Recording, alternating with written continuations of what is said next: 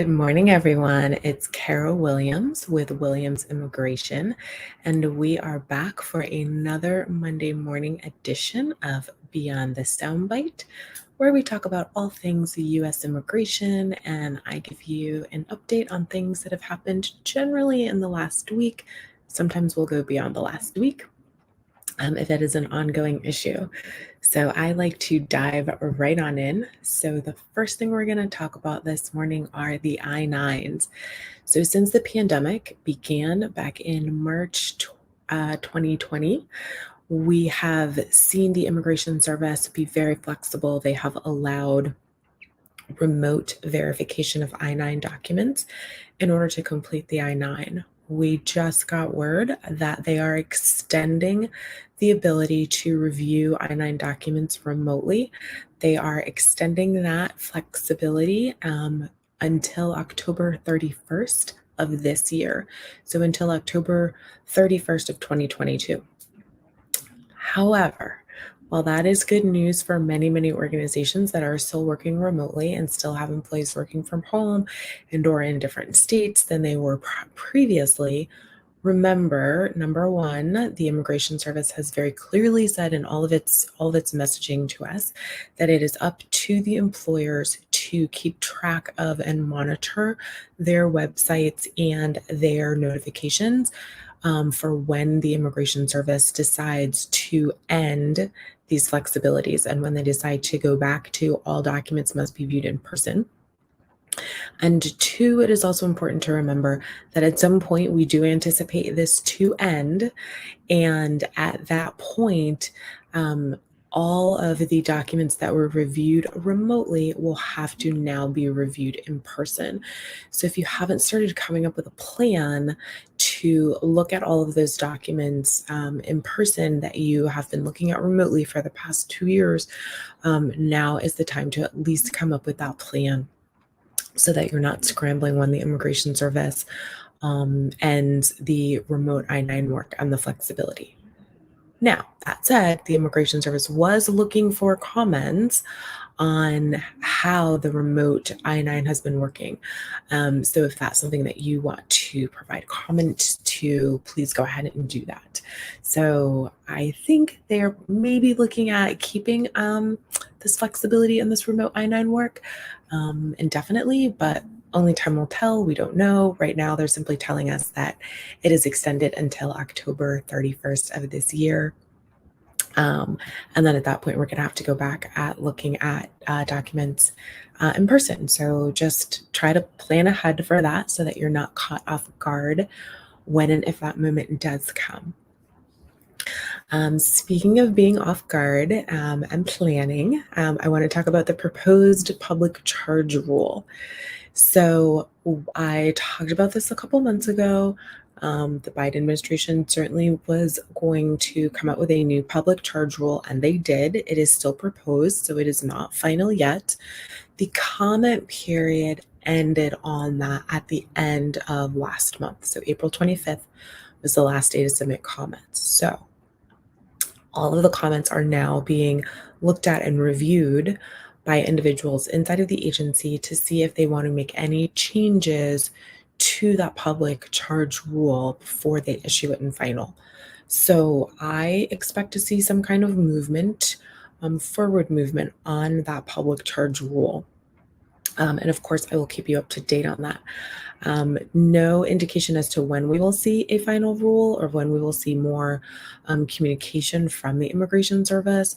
But generally what happens once they get the comments, the ball moves fairly quickly when they are looking at a new rule and getting it out in its final form. So of course, I will keep you updated on that. Next, we're going to move to the biometric appointment. So when you apply for certain benefits from the Immigration Service, they issue you what's called a biometric appointment.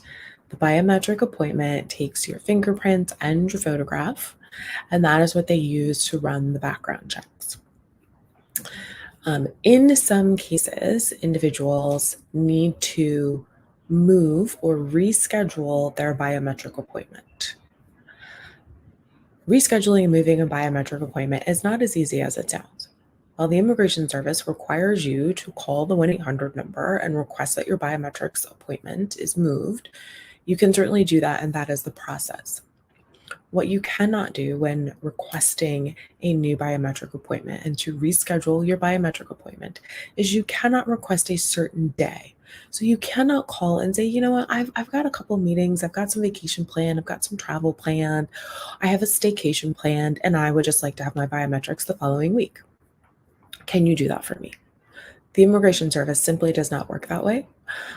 So it is super important that if you can make the biometric appointment on the day that it is scheduled, do so, because moving it is a tall order, and it may get moved, but it may not get moved for several months.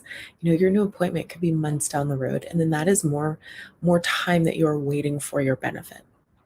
So while there is a mechanism in place to reschedule your biometric appointment, if you must, that way to do that is to call USCIS at the 1-800 number that is on your biometric notice.